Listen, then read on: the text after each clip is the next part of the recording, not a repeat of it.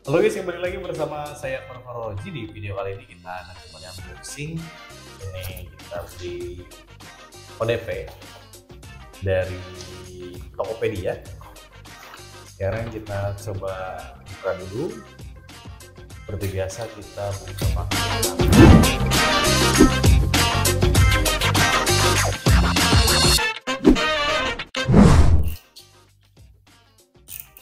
ini kita belinya di nggak ada ini ya, nggak ada nggak ada resi Tokopedia ini. Oke, langsung aja kita buka. Ini paketnya. Ini paketnya ukurannya segede gini. Kita beli dua. Kemarin kita udah sempat beli, tapi yang model adapter. Jadi ODP-nya masih pakai splitter, terus pakai adapter gitu. Kalau ini udah yang model splitter box. Jadi splitternya dikasih box. Jadi lebih rapi dia. Terus penggantian splitter pun kalau splitternya rusak itu akan lebih cepat karena kita nggak perlu buka satu-satu bengkelnya. Ini langsung kita ganti satu box, splitternya langsung jadi gitu. Oke, ini kita buang dulu. Ini dia. Ini kita beli dua. Ya, ini satu, ini dua. Kita coba buka satu dulu. Di sini kardusnya kita buka. Oke, kita dapat apa aja? Karena di video yang kemarin kita nggak bikin unboxing kalau nggak salah ya. Atau nanti saya coba buka di laptop, barangkali ada videonya. Ini kita dapat clamp ring. Ini ukurannya berapa ya? Kok kecil ya? Yang kemarin jauh lebih gede ukurannya. Ini mungkin 6 inci kayaknya ya. Coba dibandingin sama yang kemarin kita beli, yang model splitter adapter itu yang tanpa box, kita dapat clamp ringnya segede ini. Ini berapa ya? 10 inch kali ya? Kayaknya sih 10 inch, soalnya gede banget. Kalau ini kecil, kayaknya ya. Ini karena kita nggak ada penggaris. Kalau nggak salah ini 10 inci, yang ini lebih kecil 6 inci. Jadi kalau di tiang beton kan nggak cukup, harus pakai yang ini. Karena yang ini gede nih, seukuran kepala aja masuk gitu kan. Ini tiang beton masuk, kalau yang ini kayaknya nggak bakalan masuk. Ini kita dapat dua, clamp ringnya dua.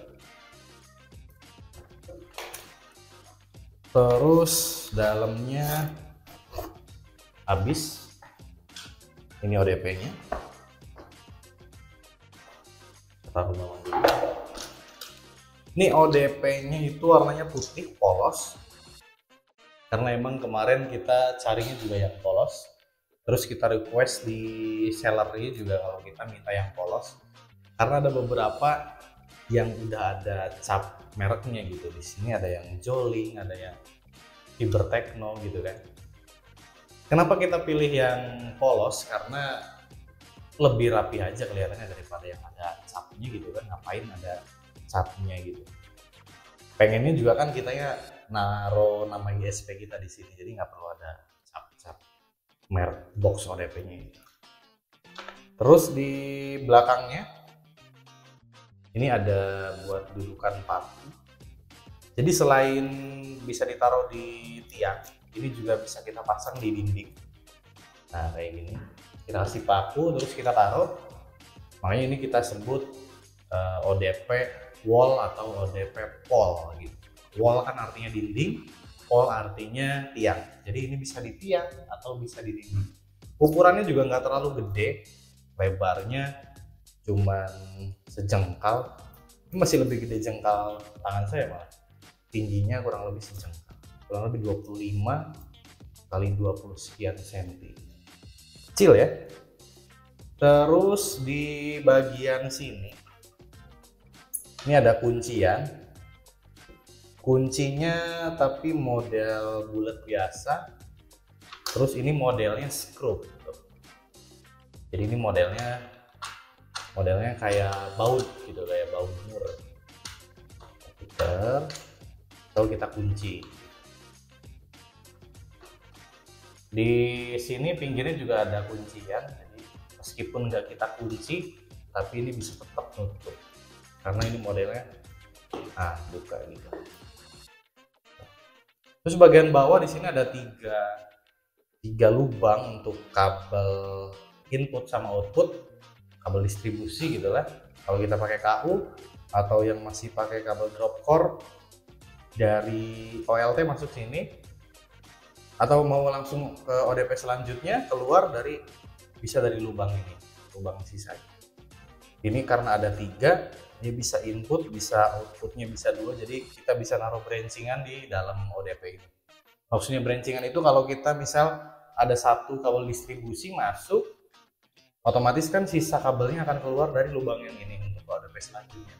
Misal kita mau naruh kabel lagi satu untuk beda jalur sama kabel distribusi yang pertama, kita masuk ke lubang yang ketiga. Jadi core-nya nanti di splice kemudian ditaruh di dalam. Ya istilahnya branching, atau bahasa Indonesianya branching itu apa ya? Cabang, pencabangan gitu. Jadi ODP biasanya 1 ODP, 2 ODP. Nah, kalau kita harus buka jalur baru, kita branching istilahnya. Kita ngambil dari core yang udah ada di kabel distribusi yang existing gitu. Nah, kemudian di sini kita ada 8 lubang buat drop core. Jadi nanti kabel yang ke pelanggan itu keluarnya dari sini. Terus bagusnya dia udah ada karetnya, jadi nanti kalau yang belum kepake tetap tertutup karet. Ini juga tutup karet ya. Jadi untuk meminimalisir serangga masuk, karena biasanya semut-semut itu bersarang di dalam, karena semut biasanya suka sama hawa-hawa yang hangat gitu.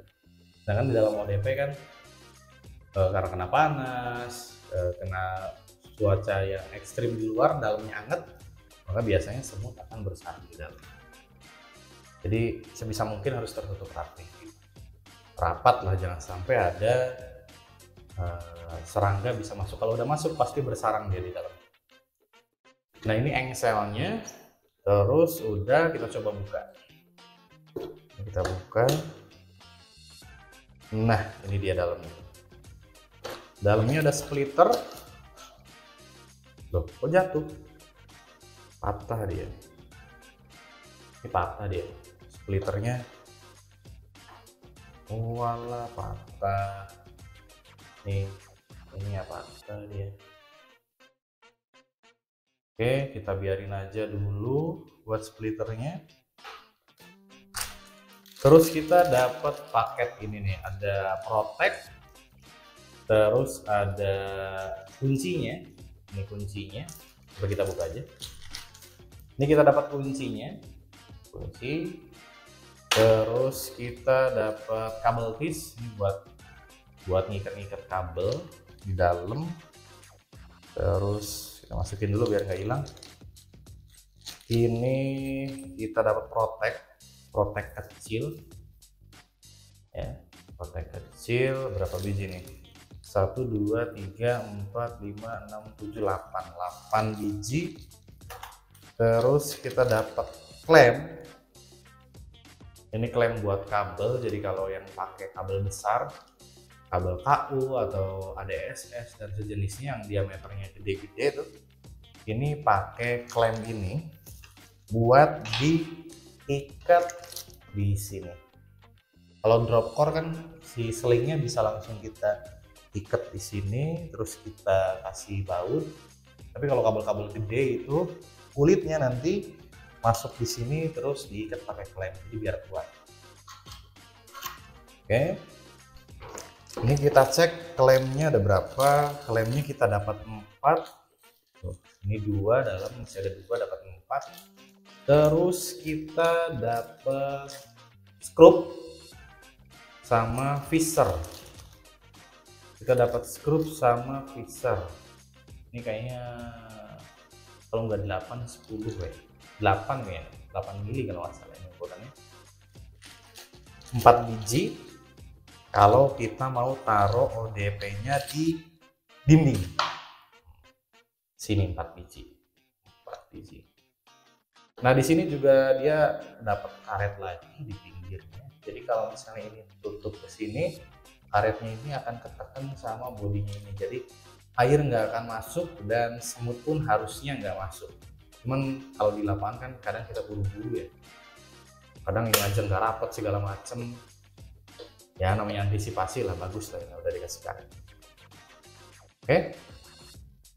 Terus ini belakangnya coba kita buka bautnya. Oke. Ini belakangnya buat naruh protek.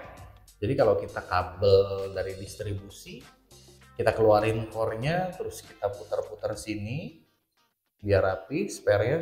Proteknya taruh di sini. Jadi biar proteknya nggak gelewer-gelewer, nggak keganggu, kita taruh sini. Nanti pigtailnya bisa keluar ke bawah atau bisa keluar dari sini.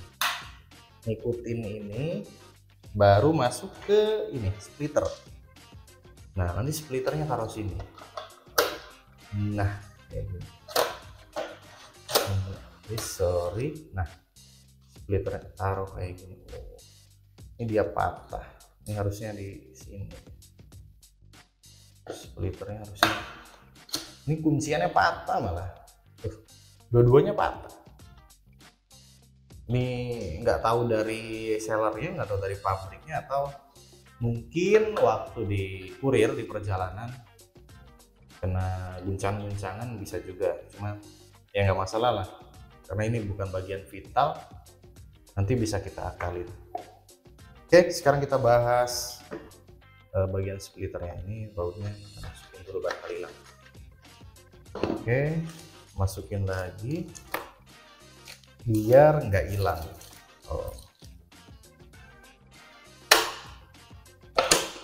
Oke, kita taruh sini. Nah, ini splitternya modelnya splitter box. Jadi kalau yang tipe ini splitternya itu dikasih plastik kayak gini, kasih box. Splitternya ditaruh di dalam. Jadi si kabel pigtailnya itu rapih dan enggak seliweran kemana-mana. Beda sama yang tipe adapter biasa. Nah, jadi ini taruh sini.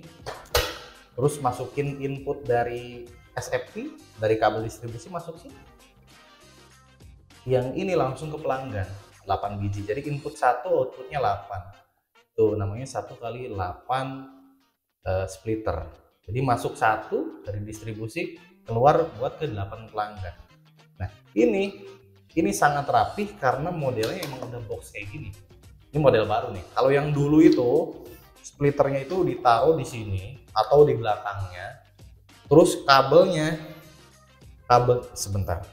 Kita bawa dulu contoh splitternya.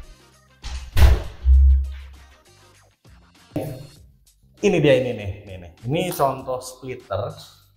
Jadi kalau yang tipe lama itu splitternya tuh kayak gini. Terus ditaruh di sini nih. Kita buka lagi. Nih.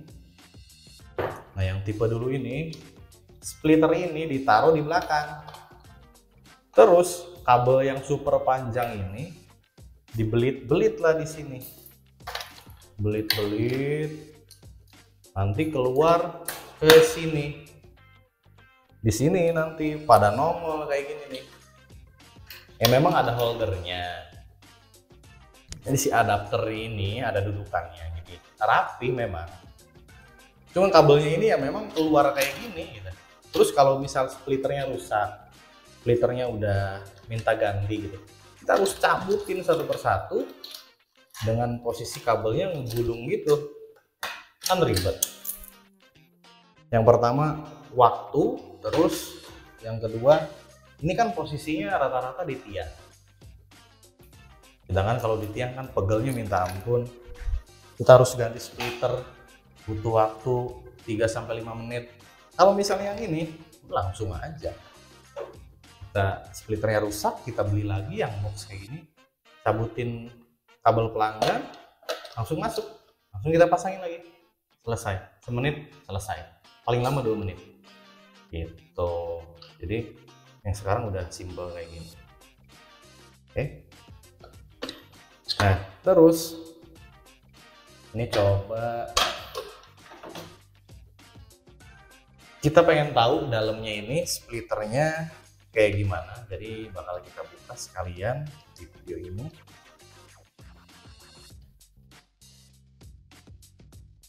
Kita buka, ini ada 2 bautnya, kita buka.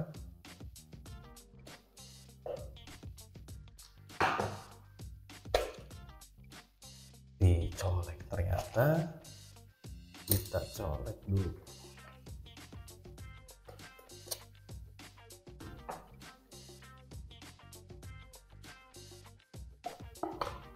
Nah ini dia, ini dalamnya kayak gini. Jadi splitternya itu dikasih box, jadi digulungnya di sini aja.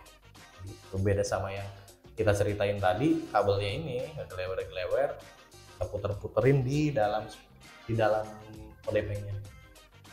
Dan yang ODP besar pun, ISP besar sekarang udah pakainya splitter box, cuman dengan material dan kualitas yang berbeda pasti.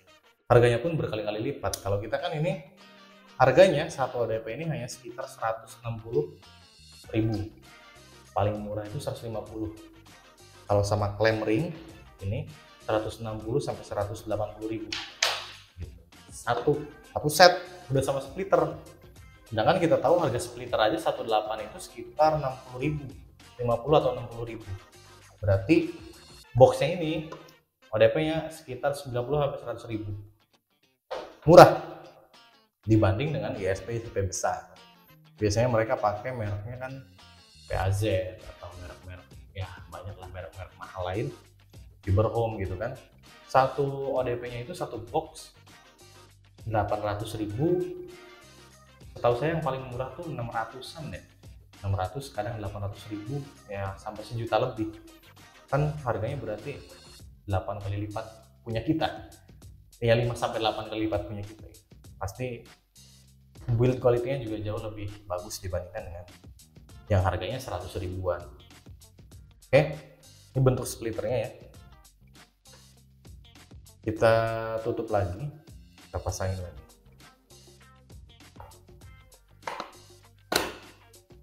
Kadang juga ada yang cuma beli splitter boxnya aja, di splitternya aja ditaruh di tiang.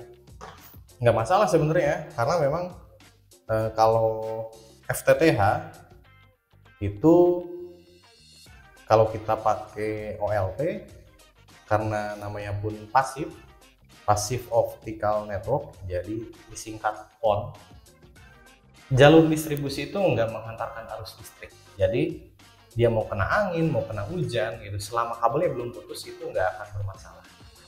Ya istilahnya nggak akan nyetrum lah gitu, nggak kayak teknologi telepon kabel atau zaman kita masih pakai LAN gitu, belum ada fiber optik. Itu kan teknologi aktif network, artinya dalam distribusi itu sepanjang kabel ada arus listrik meskipun kecil. Nah kalau misalnya kena air kan bermasalah, dia akan konslet, nggak akan nyetrum. Kalau LAN itu kalau kena air putus nggak akan nyetrum karena voltasenya kecil, tapi data itu nggak akan bisa nyampe karena error, karena arus listriknya nggak nyampe. Nah dalam teknologi PON itu yang dihantarkan oleh kabel adalah cahaya. Jadi selama cahayanya itu bisa nyampe ke pelanggan, mau kena air, mau kena angin, mau kena hujan, kena badai pun nggak akan masalah. Paling dayanya yang berkurang karena redamannya yang naik. Jadi bisa jadi di dalam adapter ini patch core-nya kan nempel. Kalau kena angin nggak akan masalah. Kena air kalau sedikit itu nggak masalah juga. Yang jadi masalah kalau airnya itu udah ngembun di dalam. Kalau airnya udah ngembun, artinya akan ada pembiasan cahaya di situ. Pasti redamannya akan naik. Tapi kalau misalnya udah kering, airnya kering ya akan bagus lagi gitu. Powernya akan sampai dengan bagus, redamannya akan turun lagi. Itu aja sebenarnya. Jadi itu kembali lagi ke preferensi masing-masing. Ada yang beli speaker boxnya aja bisa, ada yang mau beli sama box ODP-nya, terjangkau juga gitu. Oke, itu ya. Terus kita coba buka yang satunya, sekalian kita bikin video unboxing buat Epident di Tokopedia. Barangkali datangnya kita pesan ODP yang datangnya kan salah gitu, salah kirim kan, kita bisa klaim gitu. Ini yang kedua, sama, kita dapat klem ring 2 biji, terus sama juga kosong, sisa ODP-nya. Kita lihat splitternya patah apa enggak, kita buka. Nah, yang ini enggak nih, yang ini bagus malah, yang ini bagus. Penjepitnya nggak apa-apa, sisanya sama. Ya dapat klem, dapat kabel tis, dapat kunci, sama dapat pisser sama skrupnya. Oke, ini bagus nih, nggak patah dia. Kemungkinan nggak tahu juga tuh patahnya di mana. Gitu ya. Oke, itu aja dulu di video kali ini.